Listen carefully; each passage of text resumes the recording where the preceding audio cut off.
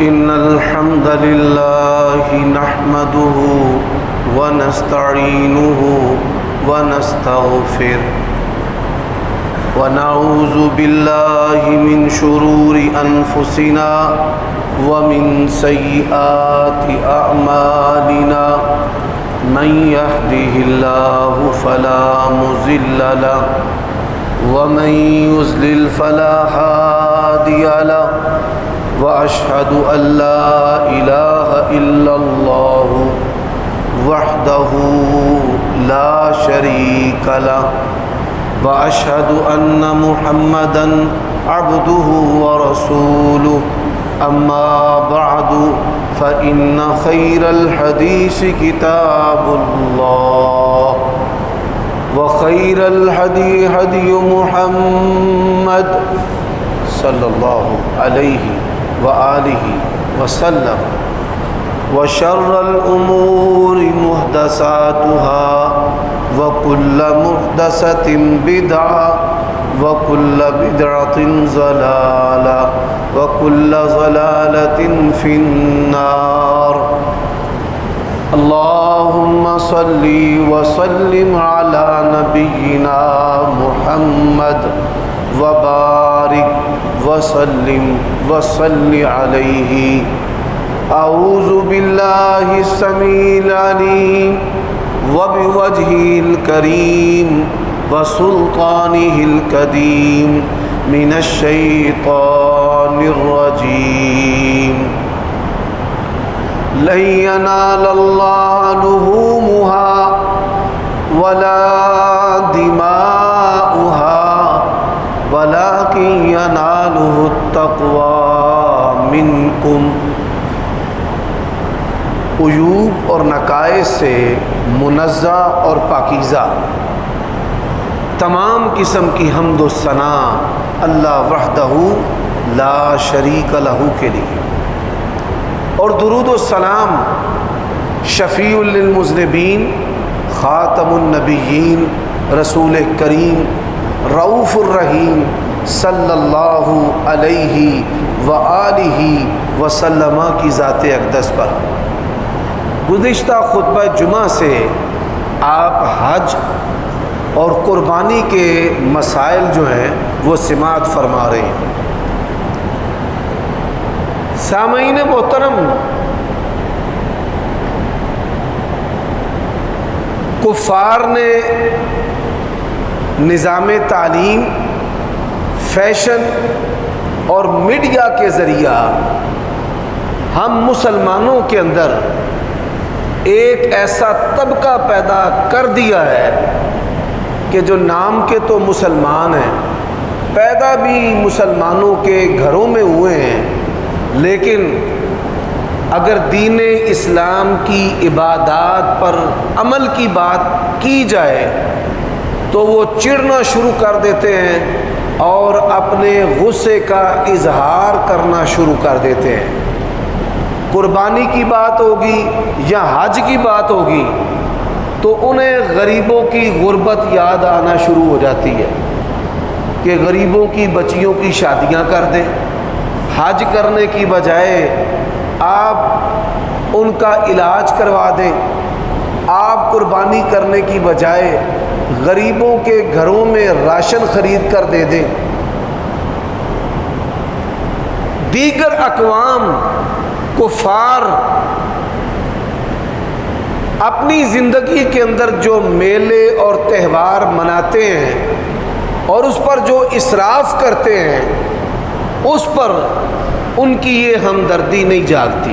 یہ جو موم بتی مافیا ہے، ان کی تکلیفیں اور چیخیں اور ٹیسیں دین اسلام کے اوپر عمل کرنے سے جاگتی ہیں اور وہ اس کا اظہار کرتے ہیں۔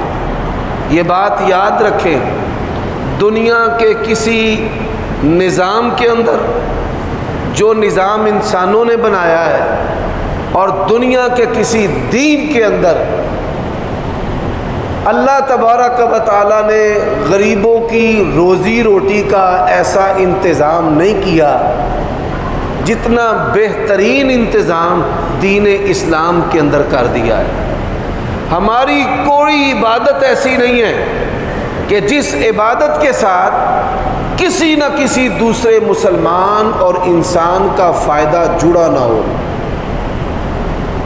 اور دنیا کے اندر سب سے زیادہ جو صدقہ و خیرات کا عمل ہوتا ہے وہ رمضان کے مہینے کے اندر ہوتا ہے کہ مسلمان اپنے کھانے کے معیار کا کھانا جو ہے وہ فقراء اور مساکین کے اندر تقسیم کرتے ہیں.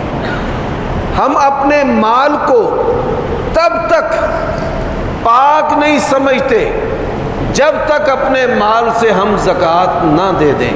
اور زکوٰۃ دینے کا ضابطہ کیا ہے؟ تُؤْخَذُ مِنْ أَغْنِيَائِهِمْ وَتُرَدُّ عَلَى فُقَرَائِهِمْ. مالدار لوگوں سے لیا جائے گا، اسی خاندان کے غریبوں پر تقسیم کر دیا جائے گا، اسی شہر کے مالدار لوگوں سے لیا جائے گا اور اسی شہر کے غریبوں پر تقسیم کر دیا جائے گا. اور جتانا بھی نہیں ہے اور صدقہ و زکوٰۃ دے کر دور ہو جانا ہے. اور صدقہ و زکوٰۃ جس کو دیا ہے اس سے کسی قسم کی خدمت بھی نہیں چاہنا. حضرات اسی طرح یہ جو قربانی کا عمل ہے، اس عمل کے ساتھ انسانوں کی تجارت بھی جڑی ہے اور لباس، جوتے، ضروریات زندگی، بلکہ ایسے آلات جس کے ساتھ انسانوں کی جان بچائی جاتی ہے، وہ آلات، وہ اشیاء جو ہیں وہ قربانی کے جانوروں سے ہمیں حاصل ہوتی ہیں. ڈاکٹرز بیٹھے ہیں کہ آپریشن کے لیے جو دھاگا استعمال کیا جاتا ہے وہ یہ دمبے اور چھترے اور بکروں کی انتڑیاں جو ہیں ان کو ایک پروسیس کے بعد بطور دھاگے کے اور ڈوری کے استعمال کیا جاتا ہے، جس کے ساتھ کسی بھی انسان کے زخموں کو بند کیا جاتا ہے اور سیا جاتا ہے. تو اللہ تبارک و تعالیٰ نے ان تمام عبادات کے ساتھ ہمارا تجارتی، مالی، معاشرتی، ثقافتی، سیاسی، اندرونی اور بیرونی جو ہے یعنی برآمدات اور درآمدات، امپورٹ بھی اور ایکسپورٹ بھی جو ہے وہ اللہ تبارک و تعالیٰ نے اس کے ساتھ منسلک رکھی ہے. تو یہ دین اور اسلام کے بغض کی وجہ سے ان کو یہ فائدے نظر نہیں آتے. تو پہلی بات تو میں یہ کرنا ضروری سمجھتا ہوں. حضرات ہمیں اللہ تبارک و تعالیٰ کا فرما بردار بندہ بننا چاہیے، ہمیں رب نہیں بننا چاہیے. کوئی انسان خواہ وہ کتنا ہی امیر کیوں نہ ہو وہ انسانوں کی روزی روٹی کو پورا نہیں کر سکتا. تمام مخلوقات کو بہترین طریقے سے رزق دینے والی ہستی اور ذات کون ہے؟ اللہ تعالیٰ کی ذات ہے. جو لوگ یہ سمجھتے ہیں کہ ہم نے فلاں جماعت کی، طبقے کی، معاشرے کی، غریبوں کی روٹی ہم نے اٹھائی ہوئی ہے، وہ بہت بڑی غلطی پر ہیں. ان کی روٹی بھی، ان کی اولاد کی روٹی بھی، ان کے آباء و اجداد کا کھانا بھی اور ضروریات بھی اور آنے والی نسلوں کی ضروریات جو ہیں یہ کس کے ہاتھ میں ہیں؟ اللہ تعالیٰ کے ہاتھ میں.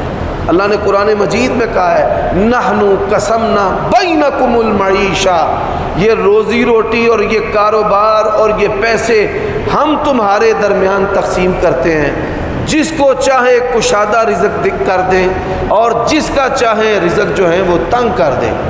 میں یہاں پر دو باتیں کرنا چاہتا ہوں. بعض لوگوں کا رزق اللہ تبارک و تعالیٰ تنگ کرتا ہے، ان کے پاس پیسے نہیں ہوتے، کھانے پینے کی اشیاء وافر نہیں ہوتی.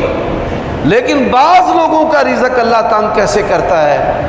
وہ کروڑوں پتی ہوتے ہیں، کھانے پینے کی اشیاء ان کے پاس وافر ہوتی ہیں، لیکن ان کو ایسی بیماریاں جکڑ لیتی ہیں کہ ڈاکٹر کہتے ہیں کہ اگر تم نے نمک کا استعمال کیا تو مر جاؤ گے، چینی استعمال کی تو مر جاؤ گے، گھی والی کوئی چیز استعمال کی تو مر جاؤ گے. یہ بے بسی ہے. ساری نعمتیں گھر میں ہونے کے باوجود اللہ تبارک و تعالی ان نعمتوں کو انسان کے اوپر بند کر دیتا ہے۔ تو میرے بھائیوں دوستو، حج یہ تربیت ہے، قربانی یہ تربیت ہے، اور یہ کیسی تربیت ہے؟ آج کے خطبہ جمعہ کی یہ جو دوسری بات ہے، اس کو آپ اپنے ذہن میں پوست کریں۔ دین اسلام وہ دین ہے، آپ بائبل کو پڑھ لیں، ہندوؤں کی مذہبی کتابوں کو پڑھ لیں، والدین کے جو حقوق قرآن اور سنت نے بیان کیے ہیں، وہ دنیا کے کسی نظام، دنیا کے کسی قانون، دنیا کے کسی کانسٹیٹیوشن کے اندر نہیں ہے، قرآن مجید کے اندر ہے۔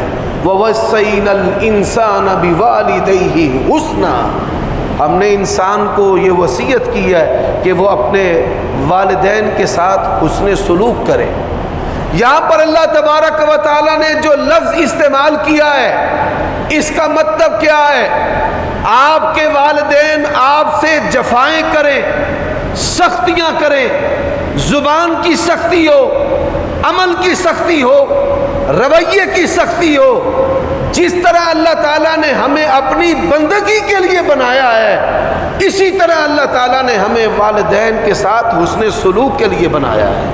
وَوَصَّيْنَا الْإِنسَانَ بِوَالِدَيْهِ حُسْنًا، اور یہی بات ہے وَقَضَىٰ رَبُّكَ أَلَّا تَعْبُدُوا إِلَّا إِيَّاهُ وَبِالْوَالِدَيْنِ إِحْسَانًا، اور میں تیرے رب نے فیصلہ کر دیا ہے، بندگی ہوگی آسمان کے رب کی ہوگی، عبادت ہم نے کس کی کرنی ہے؟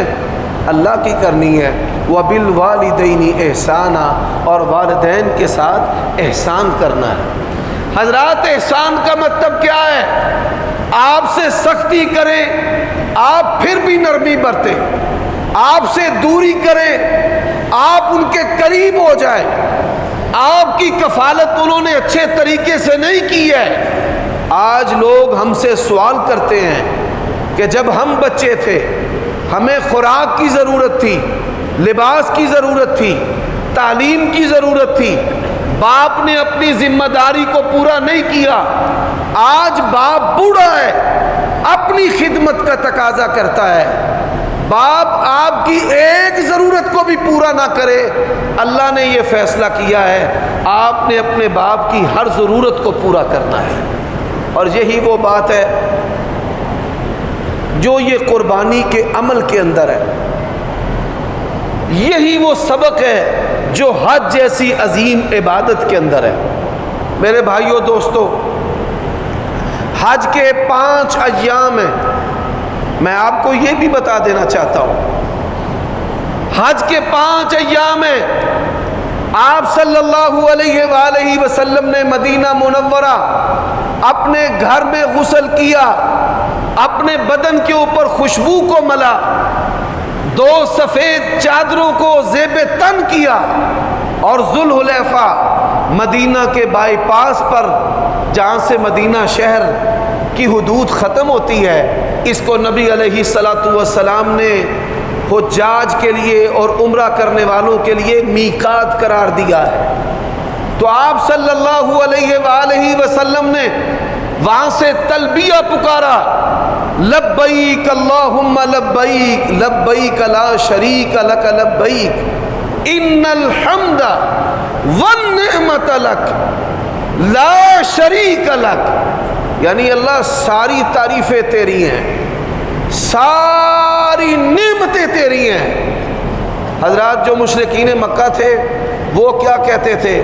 لبیک اللہم لبیک، اللہ ہم حاضر ہیں، لا شریک لک، تیرا کوئی شریک نہیں، الا تملکہ، ہاں جس کو تو نے مالک بنایا ہے۔ اللہ تبارک و تعالی نے اپنی صفتوں کا، اپنی خوبیوں کا کسی کو مالک نہیں بنایا۔ تمام انبیاء، تمام اتقیاء، تمام اولیاء اللہ کے فقیر ہیں۔ یا ایھا الناس انتم الفقراء الی اللہ، اللہ نے تمام لوگوں کو اپنا فقیر قرار دیا ہے، اور یہ فقیری کا لباس ہے، یہ احرام کا لباس تسنو تکبر بناوٹ کا نہیں، یہ اللہ تبارک و تعالیٰ کی بندگی اور فقیری کا لباس ہے۔ پھر نبی علیہ السلام 3 دن اور 3 راتوں تک سفر بھی کرتے رہے، آرام بھی کرتے رہے، اور آپ صلی اللہ علیہ وآلہ وسلم 4تھے دن مکہ کے جوار میں پڑاؤ ڈالتے ہیں۔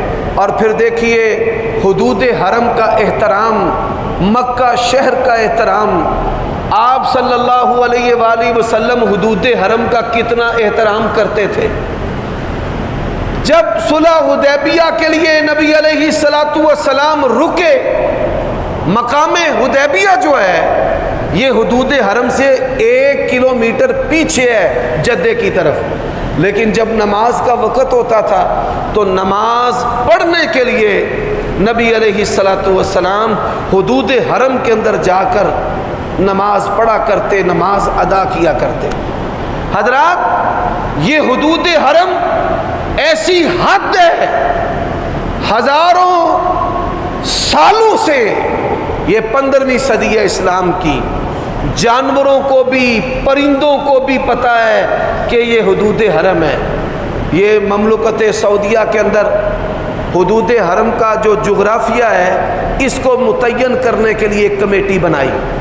ترکوں کے دور کے اندر نشانات تھے کہ کون کون سی جو جگہ ہے یہ حرم کا حصہ ہے، اور انہوں نے اپنی تحقیقات کے دوران اس چیز کو بھی نوٹ کیا کہ کبوتروں کی ٹولی ہے، جسے ہم کبوتروں کی ڈار کہتے ہیں، کبوتروں کی ٹولی ہے، اگر حدود حرم سے باہر ہیں تو ڈرتے ہیں کہ کہیں ہم شکار نہ ہو جائیں، اور پھر کچھ ہی چند ہی قدموں کے فاصلے پر جا کر وہ حدود حرم میں بیٹھ جاتے ہیں کہ اب یہ ہمیں شکار نہیں کر سکتے۔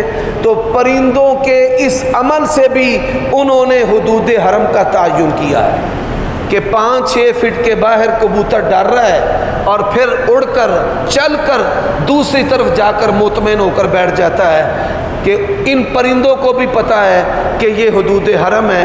نبی علیہ السلام نے حدود حرم کے اندر کسی بھی قسم کا جو پرندہ ہے اس کے شکار کرنے سے منع کیا ہے۔ ہاں کچھ اس سے مستثنا ہیں، فرمایا خمس فواسق یقتلن فی الحل والحرم، 5 پرندے اور 5 موذی جانور جو ہیں وہ فاسق ہیں، حرام ہیں، حرم کے اندر ہوں، حرم سے باہر ہوں، مارنے کی اجازت ہے۔ پہلا جو پرندہ ہے وہ چیل ہے، دوسرا پرندہ جو ہے وہ کوا ہے، یہ موذی ہیں، انسانوں کو بلا وجہ مارتے ہیں، ٹھونکے مارتے ہیں، اور اسی طرح چوہا، اور اسی طرح بچھو ہے، اور اسی طرح سانپ ہے۔ حدود حرم کے اندر ہو، حدود حرم سے باہر ہو، ان کو قتل کرنے کی شریعت اسلام نے اجازت دی ہے۔ یہ مسلمانوں کو، انسانوں کو ایذا دینے میں جلدی کرتے ہیں۔ حضرات، اس کے علاوہ اللہ کے نبی علیہ السلام نے حرم کے کسی درخت اور پودے کا جو ایک پتا ہوتا ہے اس پتے کو بھی توڑنے سے منع کیا ہے۔ نہ کوئی پھول اتار سکتا ہے، نہ پتا اتار سکتا ہے، حتیٰ کہ حدود حرم کے اندر جو کانٹا ہے بلا وجہ آپ وہ کانٹا بھی نہیں اتار سکتے۔ نبی علیہ السلام نے اذخر جو گھاس ہے جانوروں کو ڈالی جاتی ہے، گھروں میں جلائی جاتی ہے، صرف اس کو کاٹنے کی اجازت دی ہے۔ اس کے علاوہ حدود حرم کا کوئی پودا، کوئی پتا، کوئی پھول، کوئی کانٹا جو ہے کسی بھی مسلمان کو اتارنے کی اجازت نہیں ہے۔ حضرات، آپ یہ سن کر حیران ہوں گے، حدود حرم کے اندر کسی بھی غیر مسلم کا جو داخلہ ہے وہ ممنوع ہے۔ کوئی غیر مسلم جو ہے وہ حدود حرم کے اندر داخل نہیں ہو سکتا، مکہ کی حدود حرم کے اندر بھی داخل نہیں ہو سکتا، اور مدینہ کی حدود حرم کے اندر بھی داخل نہیں ہو سکتا۔ نبی علیہ السلام نے اس سے منع فرمایا ہے۔ ہاں کوئی وفد آیا ہے، وزٹر آئے ہیں، یا کوئی معاہدہ ہے، تو ایسے لوگوں کو وقتی طور پہ ویلکم کیا جا سکتا ہے اور جلد از جلد ان کو وہاں سے نکالنا یہ حاکم وقت پر واجب ہے کہ ایسے لوگوں کو جو بامر مجبوری لائے گئے ہیں ان کو جلد از جلد حدود حرم سے باہر نکال دیا جائے۔ میرے بھائیوں دوستو، آپ صلی اللہ علیہ وآلہ وسلم نے مکہ میں داخل ہونے سے پہلے غسل کیا۔ یہ بات یاد رکھو، طواف کی 5 قسمیں ہیں، 5 قسم کا طواف ہے، اور یہ طواف ایسی عبادت ہے جو روئے زمین کسی بھی جگہ نہیں ہو سکتی، اللہ کے نبی کی مسجد پر بھی نہیں ہو سکتی، مکہ میں بھی کسی مسجد پر نہیں ہو سکتی۔ اس طواف کا صرف تعلق ہے تو مسجد حرام کے ساتھ تعلق ہے۔ آپ جو ہے مکہ آئیں غسل کریں، اسے طواف قدوم کہتے ہیں کہ کوئی بندہ وہ عمرہ کی نیت سے آیا ہے یا ویسے آیا ہے تو اس کے لیے مستحب ہے کہ مکہ میں داخل ہو اور طواف کرے۔ حضرات، دوسرا جو طواف ہے وہ طواف عمرہ ہے، عمرے کا طواف ہے۔ تیسرا جو طواف ہے وہ طواف زیارہ ہے، حج کے لیے اندر جو طواف زیارہ کیا جاتا ہے، اس کی تفصیل آگے میں عرض کرتا ہوں۔ چوتھا جو طواف ہے وہ طواف الوداع ہے، حاجی حج کرنے والا جب مکہ کو چھوڑ رہا ہے سسکیوں کے ساتھ اور آنسوؤں کے ساتھ وہ اللہ کے گھر کو الوداع کر رہا ہے۔ نبی علیہ السلام کیا فرمایا کرتے کہ تیرے رہنے والے مجھے رہنے نہیں دیتے اور مجھے میرا دل نہیں کرتا کہ میں تجھے چھوڑ کر چلا جاؤں۔ اور جو 5ویں طواف کی قسم ہے وہ نفلی طواف کی قسم ہے کہ آپ وہاں پر گئے ہیں اور آپ کا دل کرتا ہے کبھی نماز سے پہلے اور کبھی نماز کے بعد آپ طواف کرنا شروع کر دیتے ہیں۔ یہ طواف کی 5 قسمیں ہیں۔ تو مکہ میں داخل ہونے سے پہلے غسل کرنا۔ حضرات، اسی طرح آپ احرام کی چادریں بدل بھی سکتے ہیں۔ یہ بعض لوگ احرام کی چادریں بدلنے پر ایک بکری ذبح کرنا، دم اس کو کہتے ہیں، وہ ڈال دیتے ہیں۔ یہ بناوٹی بات ہے۔ آپ احرام کی حالت میں سو بھی سکتے ہیں۔ اللہ کے نبی علیہ السلام نے احرام کی حالت میں 3 راتوں قیام کیا ہے، آپ سوئے ہیں۔ تو اچھی بات یہ ہے کہ آپ یہاں سے جب وہاں پر پہنچیں آپ غسل کریں، آپ احرام کی چادریں تبدیل کریں، آپ سوئیں، سو کر اٹھ کر جا کر عمرہ کرنا، یہ ہمارے پیارے نبی علیہ السلام کی سنت ہے۔ آپ کا بدن تھکا ہوگا تو جو عبادت ہے وہ اچھے طریقے سے نہیں ہوتی، بدن جو ہے وہ انسان کے اندر جلدی ڈال دیتا ہے، اور عبادت جو ہے اس کو جلدی جلدی کرنا یہ عبادت کے آداب کے بھی منافی ہے۔ حضرات، اب آپ نے عمرہ کرنا ہے تو مسجد حرام میں داخل ہونے تک احرام کی پابندی جب شروع ہوتی ہے تو داخل ہونے تک تلبیہ پڑھنا ہے۔ عمرہ کرنا ہے تو اللہم لبیک بالعمرہ، یہ تو میقات سے آپ پکاریں گے، آپ اپنی زبان میں بھی کہہ سکتے ہیں اے اللہ میں عمرہ کرنے کی نیت سے تیری بارگاہ میں حاضر ہو گیا ہوں، اللہم لبیک بالعمرہ۔ اور پھر یہ جو تلبیہ ہے لبیک اللہم لبیک لبیک لا شریک لک لبیک، یہ جو تلبیہ ہے یہ عام دنوں میں آپ ذکر و اذکار نہیں کر سکتے۔ بعض لوگ ہیں جو ایک دوسرے کی ضد پر یہ تلبیہ پڑھتے ہیں، کوئی لبیک یا رسول اللہ کہتا ہے اور کوئی ان کی ضد میں لبیک اللہم لبیک کہتا ہے۔ عام دنوں میں احرام کے علاوہ اس تلبیہ کو پڑھنا بدعت ہے، اس کو گناہ ہوگا۔ احرام کی حالت کے اندر یہ تلبیہ پڑھ سکتا ہے، لبیک اللہم لبیک لبیک لا شریک لک لبیک ان الحمد والنعمت لک والملک لا شریک لک۔ تو یہ تلبیہ جو ہے یہ مسجد حرام کے اندر داخل ہونے تک آپ پڑھ سکتے ہیں۔ آپ جب مسجد حرام میں داخل ہوں تو آپ نے کیا پڑھنا ہے؟ اللہم افتح لی ابواب رحمتک، یا اللہ اپنی رحمت کے دروازے کھول دے۔ اللہم اعصمنی من الشیطان الرجیم، یا اللہ شیطان مردود سے مجھے بچا لینا۔ وہاں کے جو شیاطین ہیں وہ بڑے تگڑے ہیں، وہ پاکستانیوں کو بلڈنگوں کے اندر، کیسی پیاری بلڈنگیں ہیں، اس میں محو کر دیتے ہیں، خریداری میں محو کر دیتے ہیں، تصویریں بنانے میں محو کر دیتے ہیں، لڑکیوں کو دیکھنے میں محو کر دیتے ہیں کہ وہ دیکھو وہ فلانی جا رہی ہے، اور انسان کی جو عبادت ہے وہ ضائع ہو جاتی ہے۔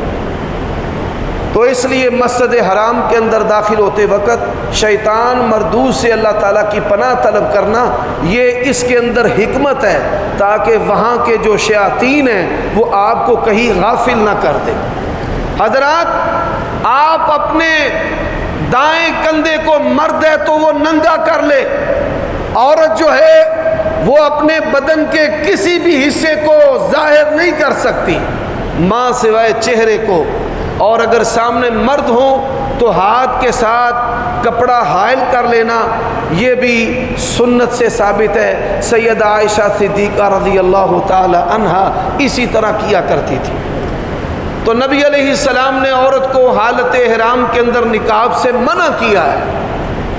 اب آپ نے حجر اسود سے اپنے طواف کو شروع کرنا ہے، اور جو دایاں آپ کا کندھا ہے اس کو آپ نے ننگا کرنا ہے۔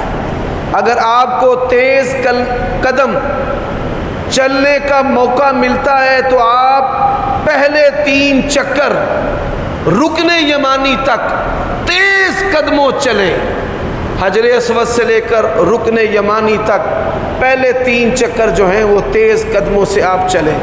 اور اگر رش ہے، آپ تیز قدموں چل نہیں سکتے، تو ہلکا سا اپنی چھاتی کو اکڑا لینا، یہ نبی علیہ الصلاۃ والسلام اور صحابہ کرام کی سنت ہے۔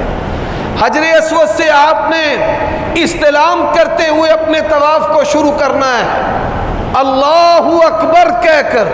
بعض لوگ بسم اللہ اللہ اکبر کہتے ہیں، حدیث کے اندر اللہ اکبر کے کلمات ہیں۔ 7 مرتبہ آپ چکر لگائیں گے، 8 مرتبہ آپ نے یہ ہاتھ کے اشارے کے ساتھ جب بھی حجر اسود پر آنا ہے تو آپ نے کہنا ہے اللہ اکبر۔ پہلے 3 چکروں میں آپ کے لیے ضروری ہے کہ آپ اپنا کندھا جو ہے وہ ننگا رکھیں، اس کے بعد آپ ننگا بھی رکھ سکتے ہیں اور اس کو ڈھانپ بھی سکتے ہیں، لیکن دوران نماز آپ اپنے کندھے کو ننگا نہیں رکھیں گے۔ طواف کے دوران جو ہے وہ اگر نماز کا وقت آ جاتا ہے تو آپ کے لیے ضروری ہے کہ آپ اپنے دونوں کندھوں کو ڈھانپ لیں۔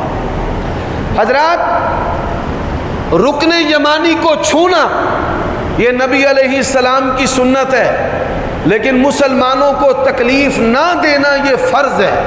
کسی کو کونی مارنا اور ٹانگ مارنا اور پاؤں مارنا اور دھکا دینا حرام ہے۔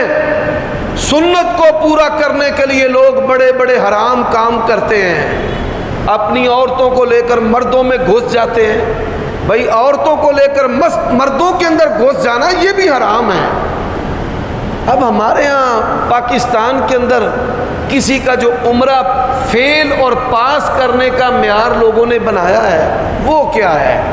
وہ ہے نی بہن بی بی تو حجر اسود نو چومے جے تو کبھی آہو میں چومے تے پھر تے عمرہ لوکی مان لیں گے، اور اگر وہ کہے کہ نہیں میں چوم نہیں سکی، چل اینے پیسے لائے، اتنا مال لگایا ہے تے تو حجر اسود نو نہیں چوم سکی، چنگی تو، اور اس طرح تان و تشنیع کرنا شروع کر دیتے ہیں۔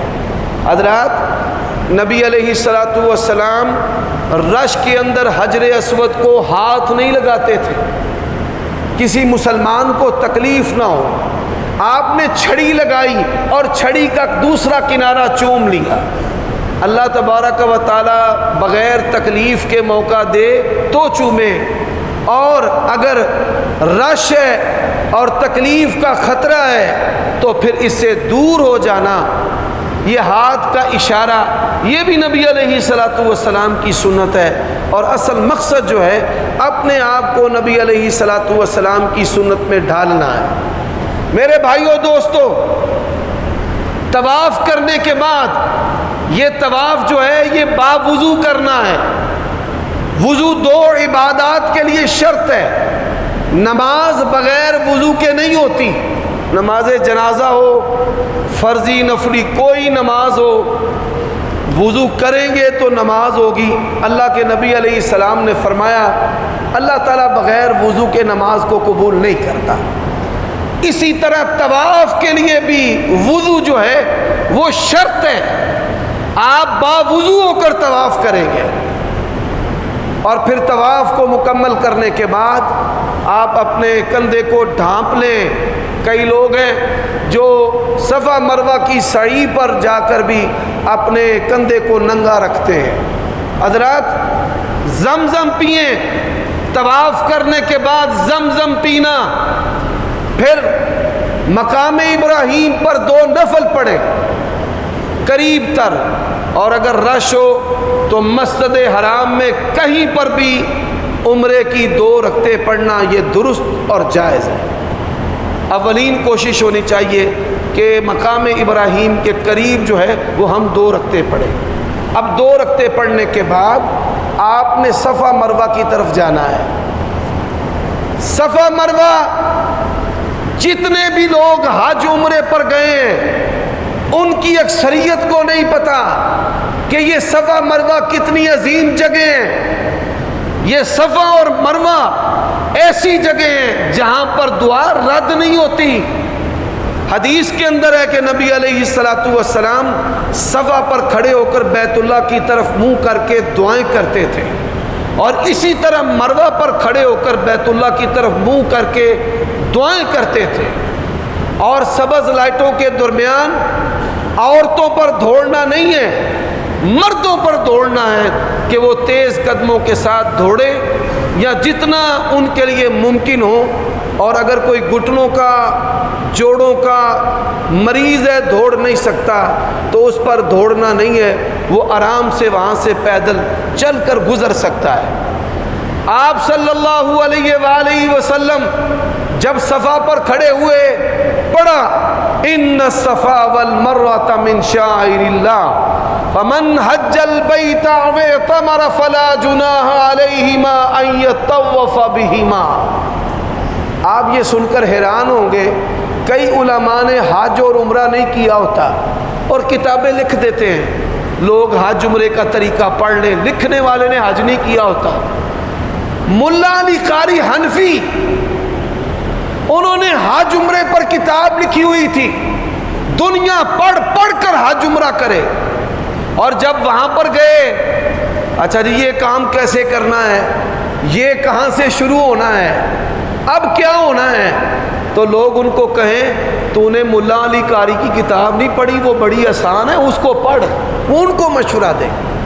اور یہاں پر میں آپ کو یہ بتاؤں، بڑے بڑے علماء انہوں نے صفا مروہ کے 14 چکر لگا لیے، لگانے تو 7 ہیں کہ صفا سے شروع ہو مروہ پر 1 ہو گیا، پھر مروہ سے صفا پر 1، اور ہم نے دیکھا ہے، میں اللہ تعالیٰ کی توفیق سے جب گیا تو ایک بزرگ عالم دین بڑے ہفے ہوئے تھکے ہوئے سانس پھولا ہوا کہتے ہیں یہ تو کام طواف سے بھی مشکل ہے۔ میں نے کہا کیا ہوا؟ کہتے ہیں میرے 5 چکر ہوئے ہیں۔ میں نے کہا وہ کس طرح؟ کہتے ہیں یہاں سے مروہ اور مروہ سے صفا 1۔ تو میں نے کہا بزرگوں آپ نے 10 چکر لگا لیے، صفا سے مروہ تک 1 ہے، مروہ سے صفا تک 2 ہے، پھر صفا سے مروہ تک 3 ہے، ان کا طواف نہیں کرنا، ان کے درمیان چکر لگانا ہے، اور آخری جو چکر ہے وہ آپ نے مروہ پر ختم کر دینا ہے۔ اچھا جب مروہ پر ختم کر دیا، جو عورتیں ہیں ایک پور اتنے بال عورت کا خود کاٹ لینا یا کسی کا کاٹ دینا یہ درست اور جائز ہے، اس سے عمرہ جو ہے وہ مکمل ہو جائے گا۔ جو بندے ہیں مرد ہیں، آج یہ مسئلہ سن لو، آج سے پہلے کئی لوگوں کو نہیں پتا تھا، مرد بندہ ٹک نہیں لگا سکتا، ٹک لگانا خلاف سنت ہے۔ مرد آدمی یا پورے سر کے بال کٹوائے گا، حجامت جس کو کہتے ہیں کہ پورے سر کے بال تھوڑے تھوڑے تھوڑے تھوڑے کاٹے، یا جو ہے وہ ٹنڈ کروائے گا۔ اب ٹنڈ کروانا اللہ تعالیٰ کو بڑا پسند ہے، یعنی بندہ کونا مونا بن جائے۔ نبی علیہ الصلوۃ والسلام نے فرمایا رحم اللہ المحلقین، اللہ تعالیٰ ٹینڈ کروانے والوں پر رحمت کرے۔ صحابی نے کہا بال کٹانے والے، فرمایا اللہ تعالیٰ ٹینڈ کروانے والوں پر رحمت کرے۔ صحابی نے کہا بال کٹوانے والے، نبی علیہ السلام نے فرمایا اللہ ٹینڈ کروانے والوں پر رحمت کرے۔ صحابی نے کہا بال کٹوانے والے، چوتھی مرتبہ رسول اللہ نے کہا کہ ہاں اللہ جو بال کٹوانے والے ہیں ان پر بھی اپنی رحمت فرما۔ تو سر کے بال منڈوانا یہ رسول اللہ کی سنت بھی ہے اور اس کا بڑا درجہ اور اجر بھی ہے۔ اب آپ کا یہ عمرہ مکمل ہو گیا ہے، اچھا جی عمرہ مکمل ہو گیا ہے، پاکستان آنے کے بعد حلال و حرام کی پابندی ختم، مال لوٹیں، زنا کریں، شرابیں پئیں، لڑائی جھگڑا کریں، رشتہ داریاں توڑیں، اب آپ کو لائسنس مل گیا ہے، آپ نے عمرہ کر لیا ہے، آپ نے حج کر لیا ہے۔ اور حاجی صاحب ماشاءاللہ وہ عمرہ کرنے والے سے بھی 10 ہاتھ آگے ہوتے ہیں، حاجی بن کر پورے محلے کو تکلیف دیتے ہیں، اور محلے میں داخل ہونے سے لے کر اپنے دروازے میں داخل ہونے تک اپنی آنکھ سے، اپنے ہاتھ سے، اپنی زبان سے وہ پورے محلے کو بتاتا ہے کہ میں حج کر کے آیا ہاں، مینوں پہچانو میں حاجی ہاں۔ تو میرے بھائیو یہ کیسے حاجی ہیں؟ حج بھی کیتی جاندے ہو تے لو بھی پیتی جاندے ہو، کھا کے مال یتیماں دا 5 ٹائم مسیتی جاندے ہو، نفس تے چھری پھیر دے نہیں تے دمبے کیتی جاندے ہو۔ یعنی جو نفس ہے اس کو ذبح کرنا، اللہ تعالیٰ کا مطیع اور فرما بردار بننا، یہ حج اور عمرے کا مقصد ہے۔ حضرات اب قربانی جو ہے اس حوالے سے بھی میں بات کرنا چاہتا ہوں۔ یہ جو قربانی کا عمل ہے یہ ناراضگیوں کو ختم کرنے والا عمل ہے۔ اپنی بہنوں کے گھر، بھائیوں کے گھر کئی بندے ہیں قربانی کرتے ہیں، اب سارے کمانا شروع ہو گئے ہیں، وہ آندہ قربانی کرن دا ٹھیکہ محلے ہے، تم بھی پیسے ڈالو، تم بھی ڈالو اور تم بھی ڈالو، اور اگر کوئی پیسے نہیں ڈالتا تو قربانی نہیں کرتے۔ بھائی کوئی کرے نہ کرے، قربانی کرنا اور قربانی کی تقسیم والدین اور بہن بھائیوں سے کرنا یہ ایمان ہے، اس کو اہل حدیث اور اہل سنت کہتے ہیں۔ قربانی بھی گزر جائے اور ناراضگیاں ختم نہ ہوں، آپ کے اہل حدیث اور اہل سنت ہونے کا کوئی فائدہ نہیں ہے۔ اللہ تعالیٰ مجھے اور آپ سب کو عمل کی توفیق عطا فرمائے۔